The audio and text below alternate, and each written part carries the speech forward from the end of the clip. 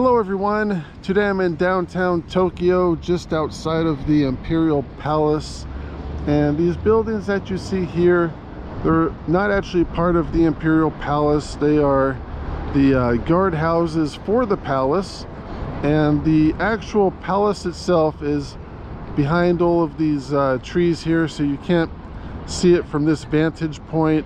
And these look to be pine trees, I believe. They're just shaped really nicely.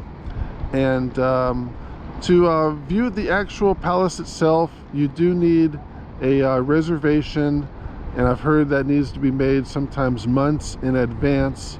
So I won't be able to view the Imperial Palace today, but from this vantage point you do have a very good view of the downtown area of Tokyo, and you can see all of the office buildings and the hotels, and overall it's a pretty nice day out, at least for February. It's starting to warm up.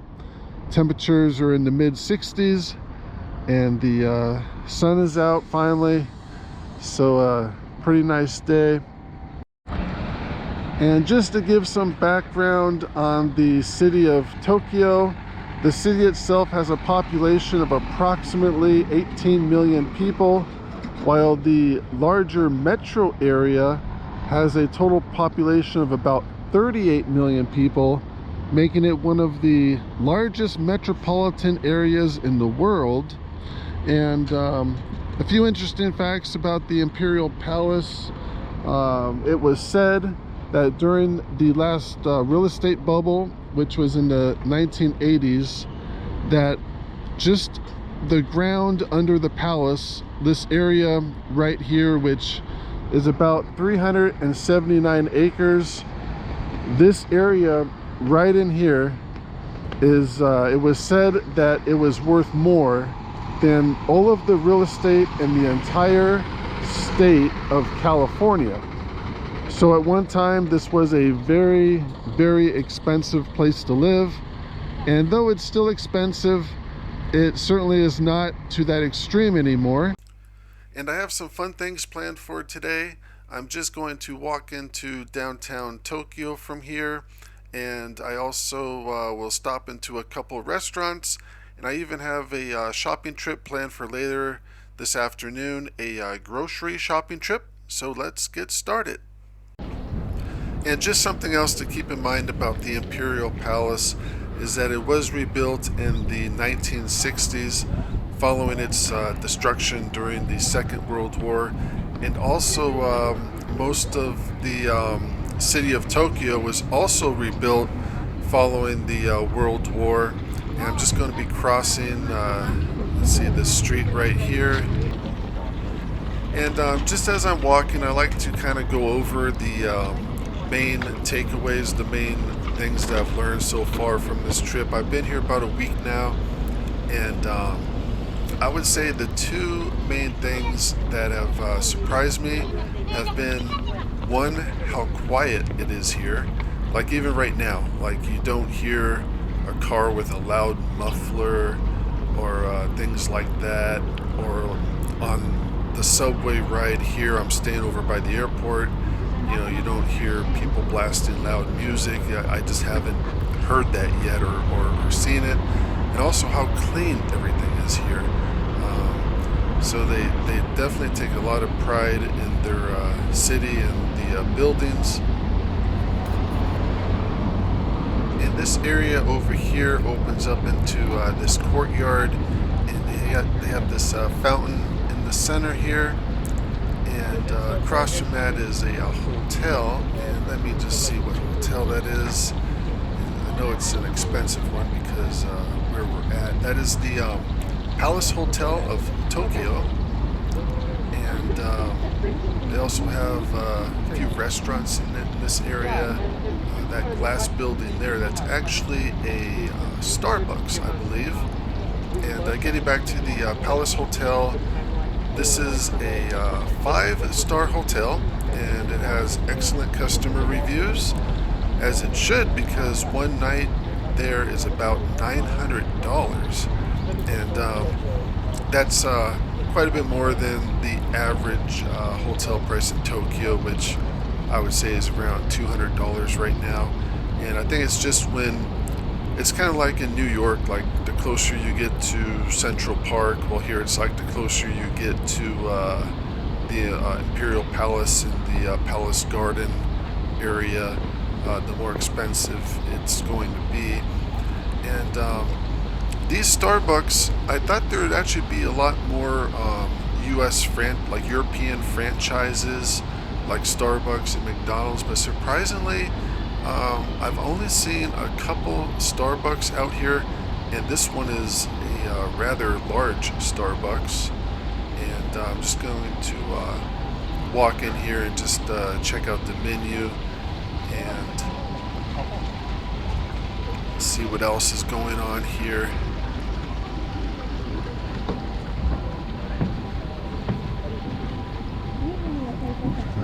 Well, looks like the line is out the door, so it's a pretty popular Starbucks.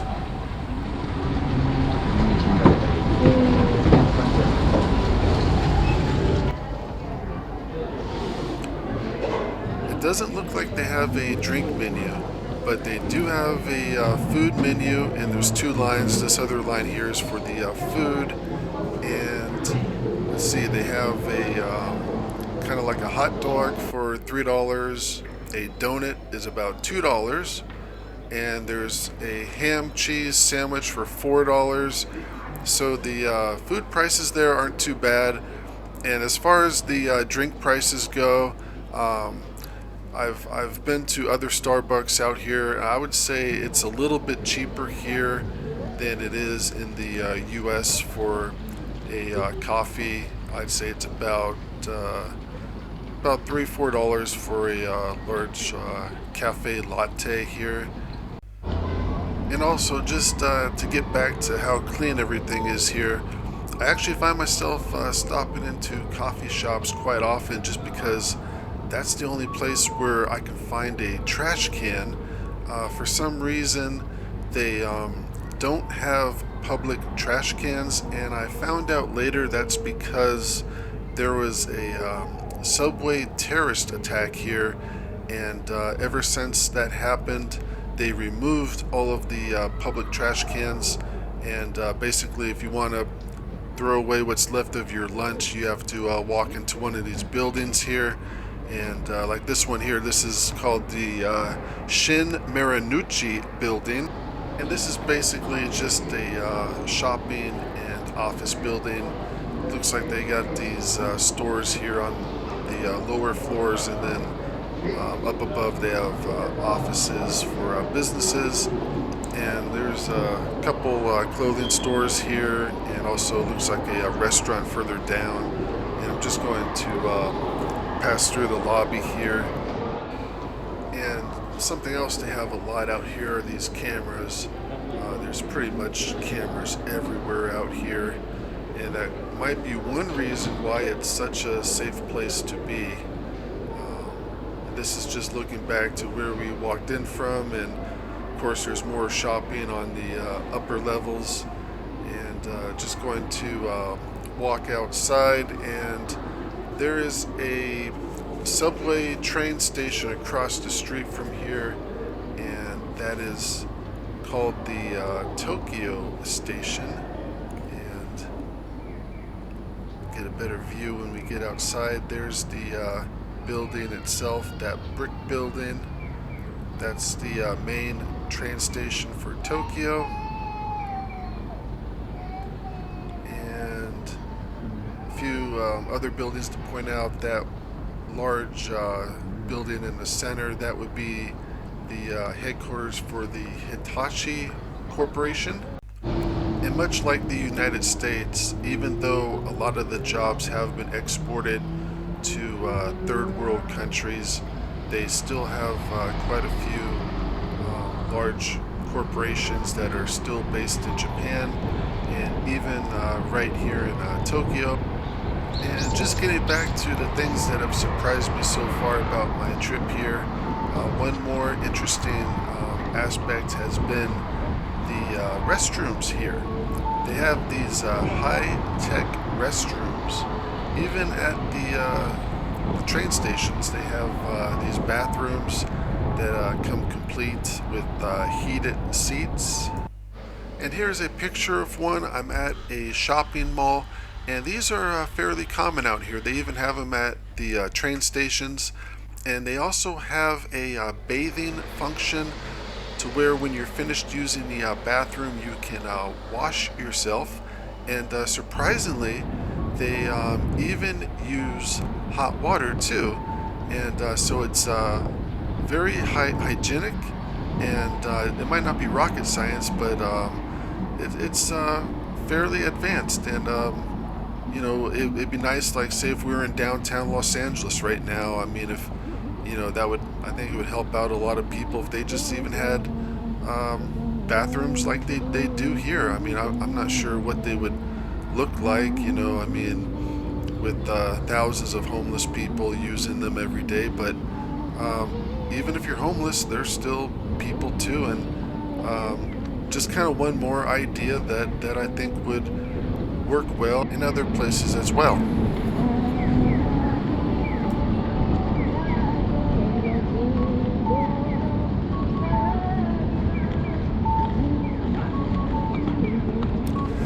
Anyway, I'm just going to walk down this street for another block or so. There's a Apple store that I would like to check out, and it's actually kind of interesting with the Apple iPhone out here. They are popular, but certainly not as much as they are, say, like in the United States. But Apple, they are a well-known American company here, and probably more so than a lot of other industries, such as the auto industry. You really don't see too many American-made cars here. I'd say all of them, or maybe not all, but most, they're either Toyotas or Hondas or Mitsubishi. Those are also very popular out here. I have not seen any Chevys or Fords or, you know, large, like a Chevy Suburban SUV, or you know, a Ford pickup truck. I have not seen any of those yet in the whole week that I've been here, and I've been walking around quite a bit, and I just kind of thought that was a little bit unusual how they don't purchase the foreign cars like we do in the United States. And you know, I guess some people would say, you know, the gas prices are more here, which is true. So you know, it's obvious that it would be pretty expensive to, you know, drive around in a large American. And since I'm on the topic of cars, one other thing that I found interesting about Japan is that people seem to drive here better. Like even right now, since I started this walk, I have not heard any honking horns, and so, you know, compare this to, say, downtown New York or Los Angeles. It would be just so much different. You would just have continuous honking of horns, and you know, then you got other stuff going on like the road rage, and it doesn't seem like that stuff like that happens very often out here. And it could be a combination of factors. I guess one is maybe not as many people drive, but the thing is though, like downtown Tokyo, you know, it gets quite a bit of traffic. So even though you have most people, they might take the subway, there's still plenty of times when, you know, there's a lot of traffic in the downtown area. And it still surprises me about, you know, how quiet things are, and very orderly, and you just don't see the same kinds of problems, even if it is kind of petty, you know, the honking of horns. You just really don't see the same kinds of problems out here, and I'm not really completely sure why that is. And here's the Apple Store coming up. And I know how most people in the United States always like to check out these stores and see what the latest and greatest phone is on the market. And for Saturday afternoon here, it doesn't look like it's too busy. It looks like there's some people checking things out. And they also have an upstairs area as well. I think they might have a coffee shop up there, but I really don't have time to check that out. I'm just going to head back out and go do some more exploring. There's a shopping mall just right across the street that I passed. I'm just going to walk into that and see what kind of shops I can find in there. And back on this street corner, and just one other thing too that I'd like to point out is, as you can probably see, there's just about a cop on every corner of these streets in downtown. So that could also play a part into maybe people driving a little bit better. But then again, though, even when you go further out and they don't have the traffic police, people still drive overall quite a bit better than the United States. So I guess that's not completely one of the reasons, more police, but they certainly do have a lot more police out here. And I've even heard that they've hired a lot of senior citizens as crossing guards, just to basically give them jobs, really. And here's a store right here. This is called Save the Duck Store. And never been in one of these before. They got that giant duck just out there. And I'm just checking out these jackets here, just kind of looking for a tag. And of course they have everything but the price tag. And I still can't find the price. So does anyone want to guess the price of one of these duck jackets? I'm just going to guess $150. I think even that's a lot of money, because they do seem kind of on the thin side. And I'm now just leaving the Save the Duck store, and a nice clerk, she came up and answered my questions, and apparently one of those jackets costs 83,000 yen. So that's about $700, if I heard her correctly. I could be wrong. Anyhow, continuing on, there's a restaurant here off to the left. I'm just going to check out this menu real quick. And the name of that restaurant is the Front Room Restaurant, and their prices don't look too bad. A coffee there is $3, and for lunch they have a pasta, rice, and shrimp plate for $11. So you know, the food prices here seem pretty reasonable.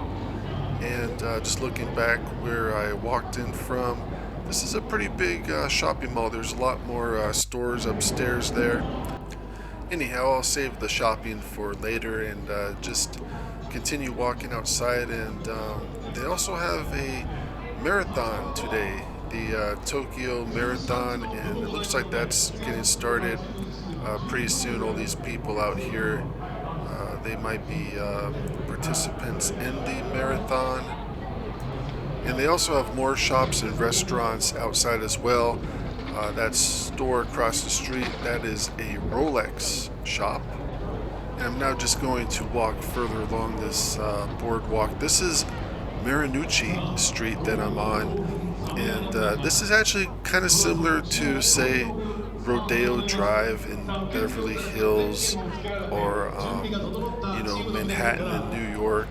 There's a lot of high-end European retail stores and expensive restaurants on the street, and I'll just try to point out as many of the stores that I can.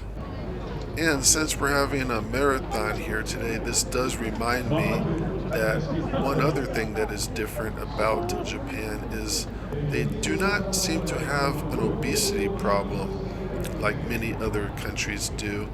And I think the reason for that, why you don't see too many overweight Japanese people, one could be that most people take public transportation more out here, which does require a person to walk more. and basically get out more, whereas say like in the United States, a lot of people, they just drive everywhere that they need to go, and I guess that's not really as healthy for you in the long run. And not to get sidetracked, but here's a coffee shop coming up. This is called the Marinucci Hap Coffee, and let me just take a look at their menu real quick if I can. Looks like it's a little bit busy. And let's see if I can get in the store. It looks like a regular coffee is $1.50, and see the menu board, they had a special, a pork and carrot sandwich is $4. And that does kind of lead into my second point a little bit about the food, where in Japan you really don't see as much of the junk food. Certainly, like the junk food aisles in most supermarkets are much smaller than they are, say, in the United States. And also, I think the healthier foods are more popular out here, such as fruits and vegetables. But there is a kind of a catch to that too. I would say the price of most fruits out here are probably twice as expensive as they are in the United States. Things like grapes, oranges, strawberries. Like, I was just at the grocery store just the other day, and I would say like a little pack, maybe a half a pound of strawberries is like $4 or $5. So I mean, and the same thing with grapes too. I mean, I would say it's at least $6-7 per pound for strawberries and grapes as well. So fruits are expensive, and then certain vegetables like carrots, those are cheap. Also stuff like spinach seems to be cheap, and even salads are cheap here too. So I mean, I guess that kind of offsets it a bit. But then what's kind of odd is I've read stories out here about senior citizens. They're having a problem with seniors being caught shoplifting.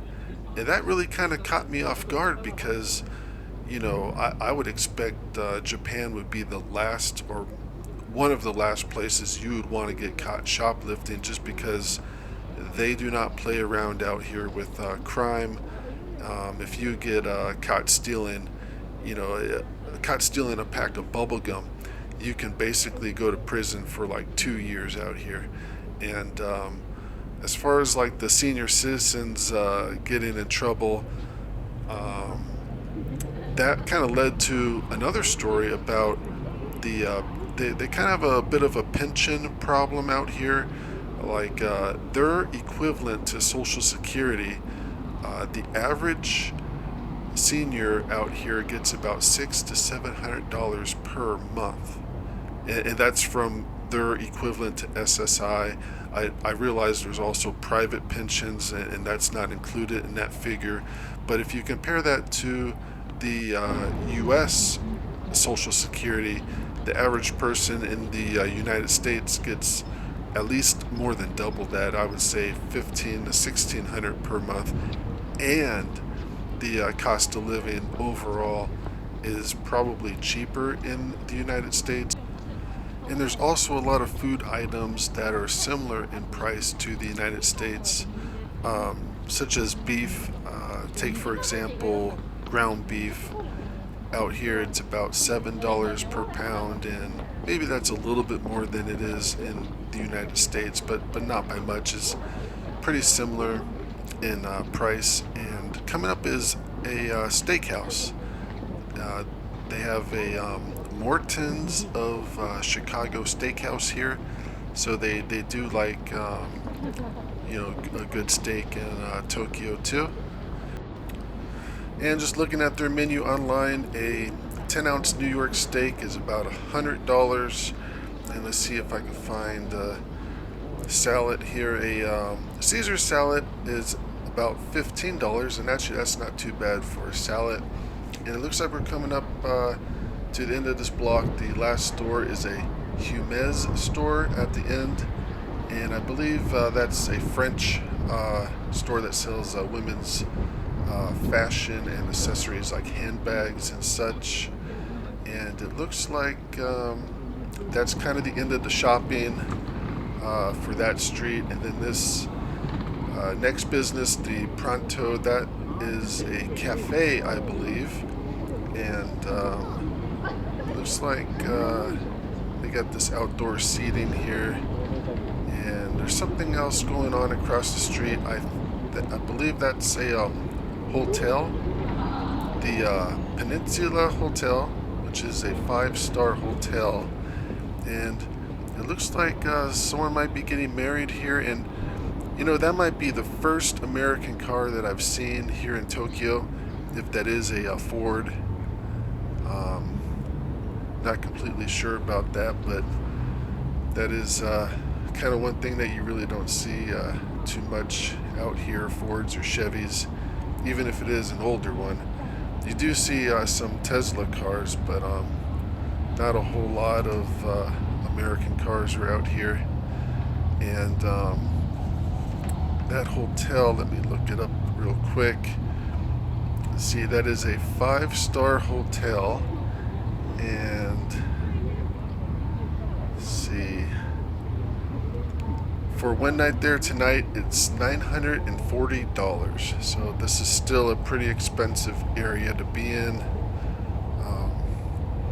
Just going across the street here, and there's some more shopping, and we should start getting into more restaurants and kind of more like everyday places where people that live here go. Just where we were at, that was more of a touristy area, a lot more European shops, more high-end stuff, and didn't seem like there were too many people shopping back there. But this is kind of a bit of a busier area here, and let's see if I can check out a couple of these stores. And there's actually a 7-Eleven here coming up. Maybe I'll stop in here and check this out. They have quite a few of these 7-Elevens out here, pretty popular. And this one's a bit small. It's pretty crowded in here. And looks like they have some juice drinks. From what I could tell, like apple orange juice, about $1.50 there. And then this aisle has some breads and pastries, and those are a pretty good deal. It says 2 for 30 yen, and so that's about 10 cents each for those pastries. And this aisle has some prepared foods. The looks like rice, noodles, and various meats. They're about $3-4 each. And some bottled water here, about $1.25 for that. And it looks like can't really tell from here, but over the counter they also have a bunch of cigarettes too, like most 7-Elevens do. And surprisingly, cigarettes are actually pretty cheap out here. A pack of cigarettes, it's only like $3-4. Also, I'm not sure if I mentioned this yet, but even though it's been 3 years since the first COVID case, they still have a mask rule in place. As you can probably tell, most people are still wearing a mask, and that kind of surprised me a little bit too when I came out here. They seem to be a bit overly cautious with the mask. And here's a Burger King, and that's a teriyaki burger with fries and a drink for about $4. And they also have chicken sandwiches and pretty much their whole menu that you would find pretty much everywhere else. The chicken sandwich is a bit more, it's about $6-7. And surprisingly, you don't really see too many foreign franchises out here, like even that Burger King or a McDonald's. That's the first Burger King that I've seen. I haven't even seen a McDonald's here yet.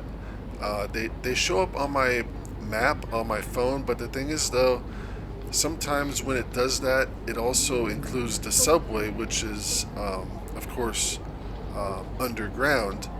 So they might have a couple of them in the subways, but so yeah, haven't seen too many of those burger joints. And this is a one more shopping mall over here, and it looks like it has a Lexus dealership inside of it. And I'm just going to walk in here real quick and check this out. And they have various shops in here as well. And there's also a coffee shop over here. I'm just going to check out this menu. And looks like you can get a sandwich and a drink for $6. And I tried figuring out what kind of sandwich that was, but the translator that I had on my phone, it couldn't figure that out. And I'm still inside the coffee shop, and here is the Lexus dealer just right next to the coffee shop, and so you could shop for your next Lexus while you're having a coffee. And here in this display, they just have a few other items for sale, and it doesn't look like these are marked Lexus, so I'm not sure if this is really part of the Lexus brand or not. But looks like just women's apparel stuff, and here's some sunglasses. And I couldn't find a price for that handbag, but the women's wallets were $130 each. And just walking back through the coffee shop and past the guard that was standing at the front, I wasn't really too sure if it was going to be a big deal walking around with a camera, because I know every country is different, and in Japan I think they have a different set of privacy rules, and just something that you got to be careful about when you take pictures inside of a building. And just getting back to the COVID situation out here, so you do have to wear a mask while inside. And it seems like most people kind of keep their mask on even when they walk outside, maybe more for convenience. And also, if you take the subway as well, you do also have to wear a mask. And what's really interesting is COVID really hasn't hit as hard out here as it has in other countries. So far in the last 3 years, about 70,000 people have died in Japan because of COVID, while in the US, over 1 million people have died. So the fatality rate is much lower out here, and surprisingly, it's even lower in China. The last 3 years, about 87,000 fatalities have occurred in China. And at first that might sound like a lot, but you have to keep in mind that over 1 billion people live in China, while in Japan they have about maybe 120 million people living here, and then the US has maybe around 300 million. So these Asian countries really haven't been hit as hard as the European and Western countries have. And that might be maybe because they do take more precautions here, or they have some sort of immunity to the actual virus itself. I really don't know. And just a couple more businesses here. This is a theater inside of a shopping mall, and the shopping mall is called Chanters. And they have a line here. I'm not really sure what that line is for, but this shopping mall seems to be more kind of a mid-level shopping mall, kind of just more for everyday people. And they have a lot of women's fashion stores in here, and there's also some restaurants and other dining. And since this is like the third shopping mall that I've walked through, one thing that I haven't seen so far is U.S. department stores like a Macy's or a JCPenney. And I guess now it's even hard to find a Macy's in some places in the U.S. because with so much of the shopping being done online. And that doesn't really seem to be as much of a problem here in Japan. They do have Amazon, but it's just it, not as much shopping is done online as in the United States. And this is a little cafe here. There's a cheesecake slices, and also they have grilled mackerel with sour cream sandwiches. And the cheesecake and a drink is $7, and the mackerel sandwich is $4.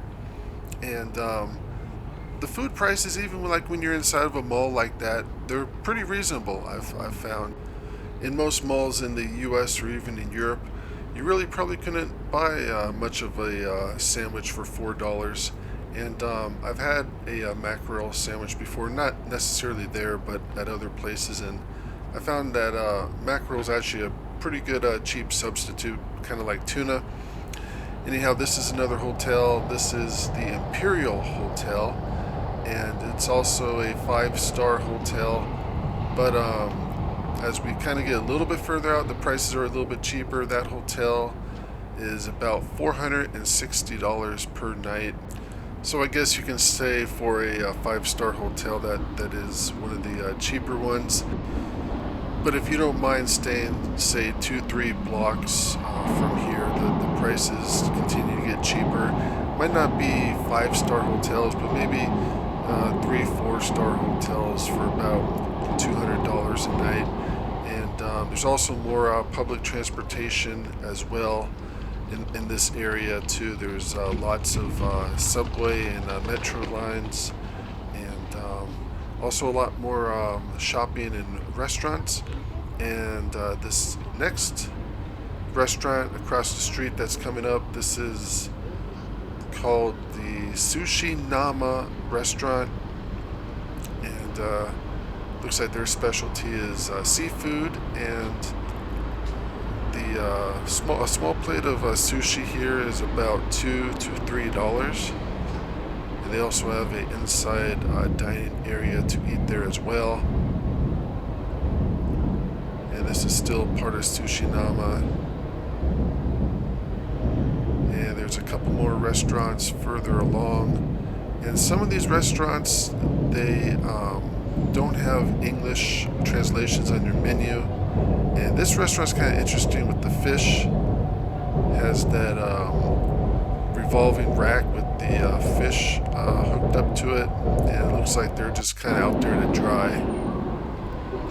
And though this area is a little bit noisy with the trains that run up above, it's actually a pretty clever use of space to have all these restaurants just under these bridges here.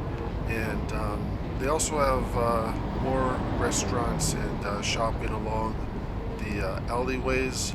And here's one alley. I'm just going to walk down here.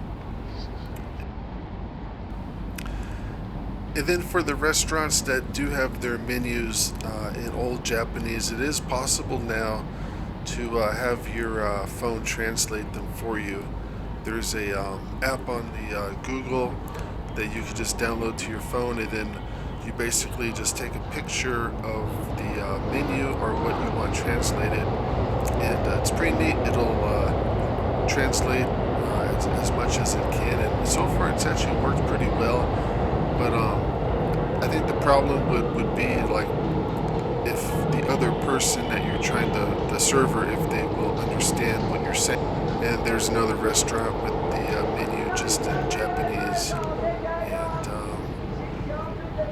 I've really never eaten at any of these restaurants here.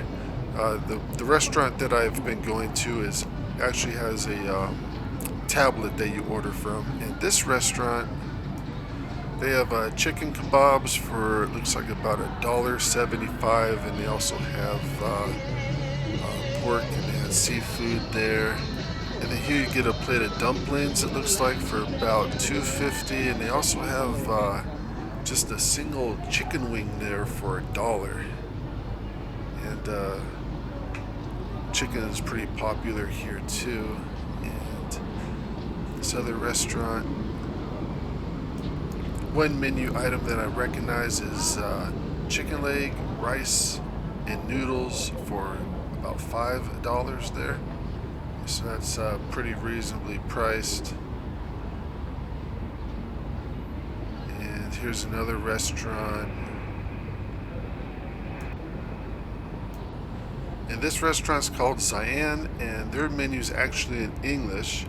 And here you can get a plate of hot and spicy stir-fried chicken for about $10. And looks like the portions there are pretty big. And I guess if I had to choose between any of those last restaurants we were just at, I'd probably pick the one that has the English menu and where it looked like the food was actually cooked. And this menu has helpful pictures, and it looked like beef, rice, and vegetables there. A plate is about $9.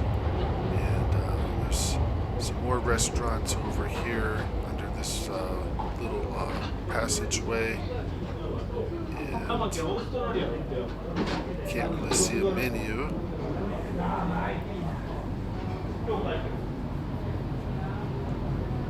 But they do have these vending machines here, and actually those vending machines are pretty popular. You see them quite a bit throughout Japan. You can pretty much order almost anything. And here the dish with the egg and vegetables is about $3. Some pretty cheap food in this area. And I'm just going to stop by a couple more of these restaurants. This one has various pasta dishes, and they're about $7-8 for a plate of pasta.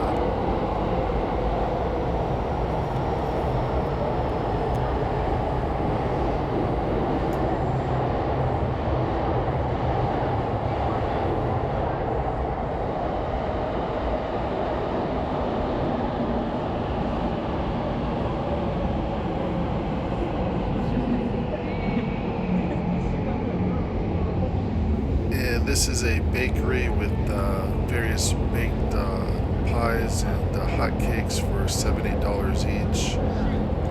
And this other menu has sandwiches. You can get a salmon and cheese sandwich for about $8. And this other restaurant across the street, it looks like they have pizzas. And you don't really see too many pizza restaurants in Japan, or at least I haven't yet. And looks like they're like personal size pizzas, and they're about $9 each. And one reason why pizza restaurants might not be as popular here could be because of the price of dairy products compared to a lot of other foods. Cheese is pretty expensive. The cheeses that I've seen at the grocery stores here, I would say, are at least twice as expensive as everywhere else. And not just that they're more expensive, but there's not as much of a selection of cheeses. And then the same with milk. Milk is usually sold in 1 liter containers, and 1 liter of milk is about, I would say, $1.75, $2. And I have not seen any half-gallon or 1 gallon containers, which are very common in the US. So per gallon, you buy 4 liters, that's roughly a gallon, and about maybe $7-8 a gallon for milk. And that might be part of the reason why maybe dairy is not as popular here. And it's also the same for ice cream as well. They do have ice cream here, but just not as much of a selection. And also I found the containers are much smaller. Like if you're shopping for ice cream in the US, it's pretty easy to find half-gallon containers, whereas here they really don't even sell it in the pint. It's almost like maybe half of a pint maybe. So the portions, the serving sizes are smaller, and also the prices are a bit more. And I guess in some ways maybe that could be a good thing if you consider ice cream to be junk food. But I really don't consider like cheese to be junk food, and milk would definitely not be considered junk food. And it looks like there's some more shopping up ahead. Another high-end European store. This is a Gucci store. and certainly if you can shop there, you won't be too concerned with the price of milk and dairy products out here. But as far as why dairy is so expensive here, it could be because they probably have to import um, the dairy products, and they might not have the farmland that they do in a lot of other countries. And this looks a little bit interesting. There's a giant Seiko clock up there on the wall, and it looks like some tourists are watching it. Looks like it's kind of just slowly closing that over that cover piece. Anyhow, continuing on. And I'm now just walking to the subway station to take a train over to the airport area, the Hacienda Airport. And the hotels there are quite a bit cheaper. The one that I've been staying at for the last week is about $50 per night. And overall, it's actually a pretty nice hotel, especially considering what you can get in downtown Tokyo. Like this area where we're at right now, you could probably get a 3-4 star hotel around here for, I would say, 200 to 250. And there's actually another hotel just about a block up the street just before the subway stop that I could point out. And anyhow, the hotels, like in most places, when you get a little bit further out, especially near airports, they're usually cheaper. And also, the hotel that I'm staying at, the room is quite a bit smaller than most hotels, like in the US. I would say it's maybe a 10 by 12 room, and it's a rather small room, but you know, of course, that's offset with the cheaper prices, and not all rooms are that size, but it seems like it's more made for maybe Japanese business travelers, like business people. And also, besides the subway and walking, one other form of transportation that seems to be popular here is bicycles. And you really don't see the fancy style mountain bikes that they have in the US here. And this is just an example of what some of the bicycles you might see out here. Just very basic and simple. People just trying to get from point A to point B. And though I'm sure they do have, you know, fancier mountain bikes, it's they don't really seem to be as common here. It's just a basic form of transportation. And it looks like there's way more people shopping here than over where we started the tour along the Rodeo Drive area. And it's a pretty busy day, a lot of cars. But surprisingly, even with all the traffic, for the most part, people seem to be pretty patient. And if that intersection were in the United States, that car that was waiting probably would have just kept going and really not have been as patient to wait for those people. And also, one other thing that surprised me is when you do see people on bicycles, they just they don't really lock their bikes very often. They just usually leave them outside of a store, and people don't really seem to be too concerned about theft, or at least not very much. And here's another Gucci store. So there's a lot of shopping still around here as well. And it looks like I covered pretty much everything that I wanted to about Tokyo. And maybe for the next couple blocks or so, I could just go over a few travel tips. And just in general, for a international trip like this, it really doesn't cost that much money. You don't really have to spend more than you want to. I've been here a week now, and I'll probably be here for a whole month. And I would say the total cost of my trip would probably be around $3,500 to $3,800. And though that might sound like a lot of money at first, you got to keep in mind that's for a whole month. So I mean, what would it cost to stay in most places in the U.S. for a month? It'd probably be pretty similar. It'd probably be quite a bit more, really, when it comes down to it. Um, One of the most expensive parts of the trip is, of course, the airfare. And what's interesting about that is it's definitely worthwhile to check the airports, different airports in your area. For example, I was planning to fly out of Las Vegas at first, and I found out that I could save at least 50% by just going over to Los Angeles to the LAX airport, and I was able to get a one-way ticket to Tokyo. And let's see here, just stopping at this little store. This is some gloves, a set of gloves. There's like $8-9, but so I was able to get a one-way ticket to Tokyo from LAX for $380 on Delta, and that's non-stop. It's about a 12-hour flight, and it's a pretty good deal. That includes 2 checked bags as well, and the kind of airplanes that they fly to international destinations are quite a bit bigger. They seat, let's see, about 8 people, I want to say, per row. Well, there's like a center row with, I believe, 4 people, and then there's 2 separate aisles with two seats on each side.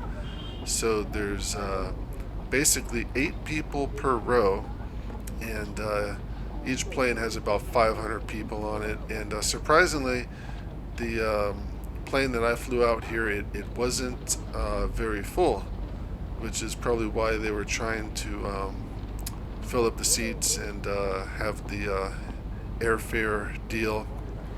But it's certainly worthwhile to check other airports. And we're just about to the subway station, and there is a cheaper hotel in this area.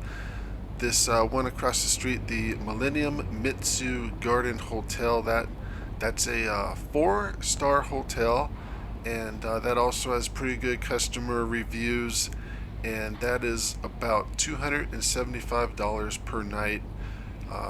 Might not be the cheapest hotel for sure, but it's definitely a lot cheaper than the 5-star hotels that we were looking at by the Imperial Palace. But anyhow, yeah, getting back to the airfare, it's certainly worthwhile to check the different airports near you, and sometimes it's worthwhile to drive a little further to a different airport and get the better deal, and that's certainly what I did. But now just walking into the subway, and this is the A-line train that I'm going to be taking.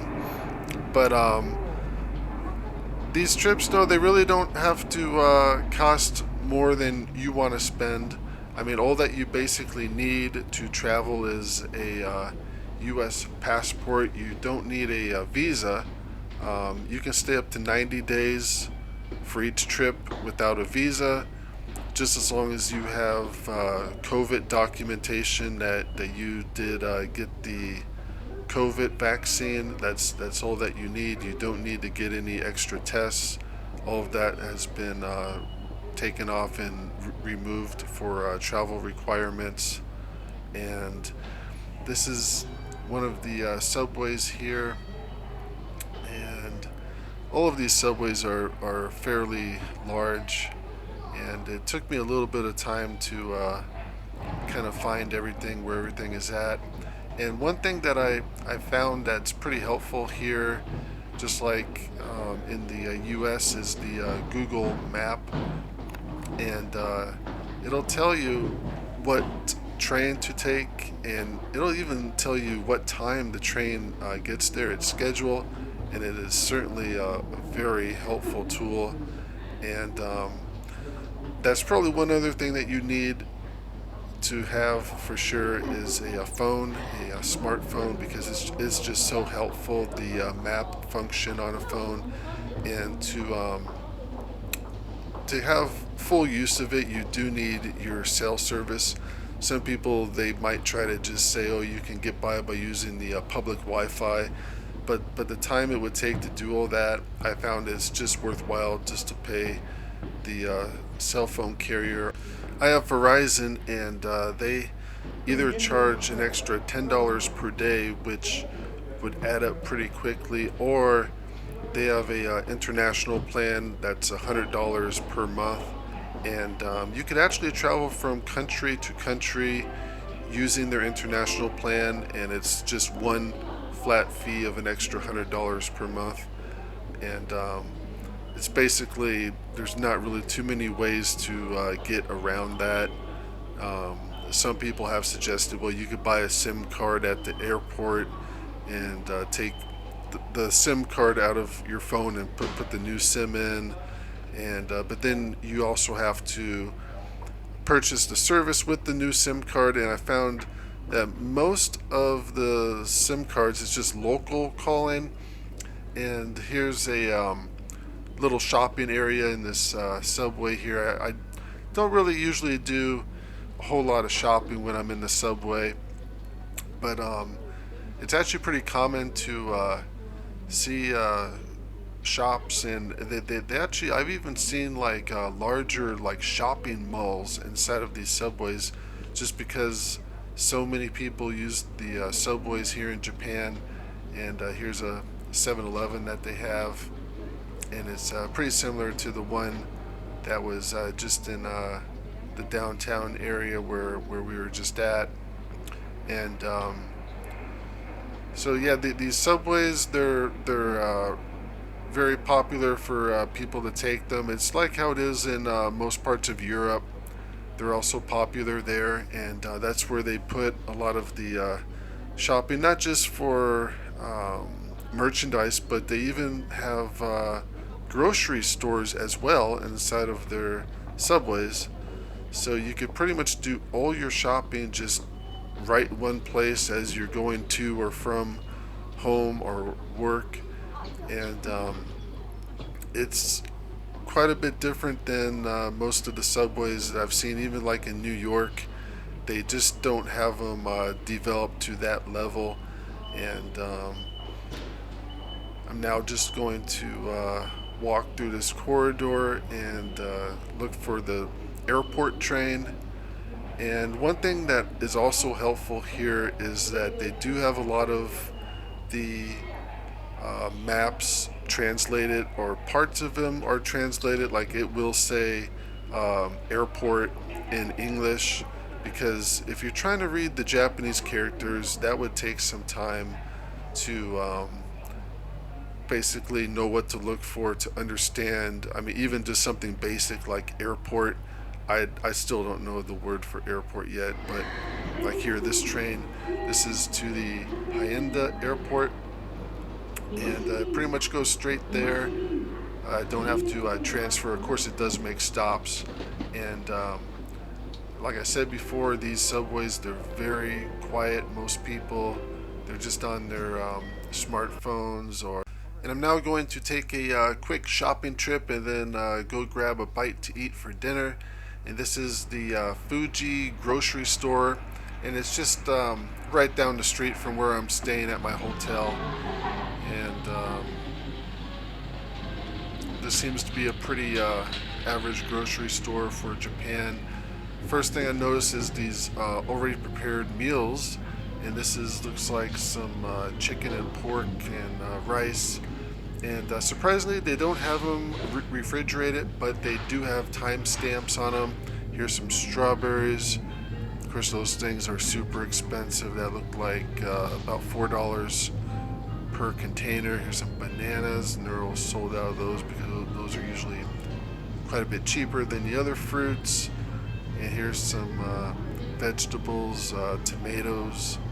Those are about the same price as the US is. And got quite a bit of selection of mushrooms, and here's some potatoes, and And those potatoes were about $2 for a bag of 4 or 5, and the prepared meals were about $4 each. And here's some more prepared meals in this section, and this is getting into the seafood. Here's 2 heads of fish for about $1.75 per pack, and got some more fish over here.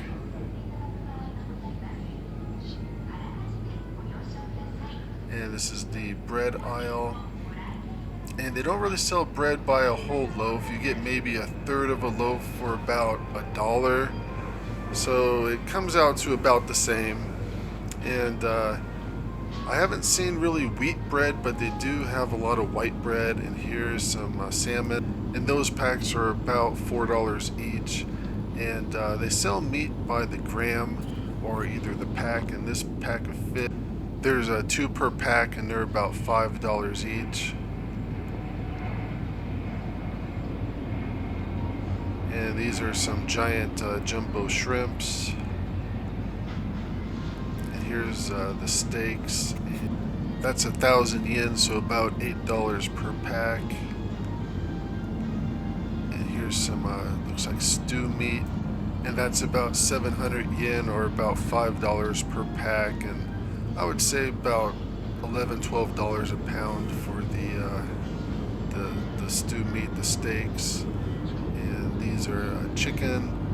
And the chicken here is actually pretty cheap. That's about maybe $2 a pound for that. Here's some ground meat. And some of these are a mix of both pork and beef. And they're about $7–8 per pound for that. And this is the dairy section. These liters of milk, they're about $2 each. And I found that quite a bit of the milk, it's not always like 100% milk. Sometimes it's milk with additives in it, so it's not 100% dairy. And just have to use the translation function on my phone to get the right milk. And this is yogurt section. You get a pack of 4 yogurts for about $2 here, but they're kind of small yogurts. And then they have some eggs, and they're pretty cheap here if they had them. They sell them by packs of 10, and they're about maybe $2.50 per pack for a 10-pack of eggs. And there's some Coca-Colas, of course, which is everywhere. And here's some butter. A 1-pound pack of butter is about $7.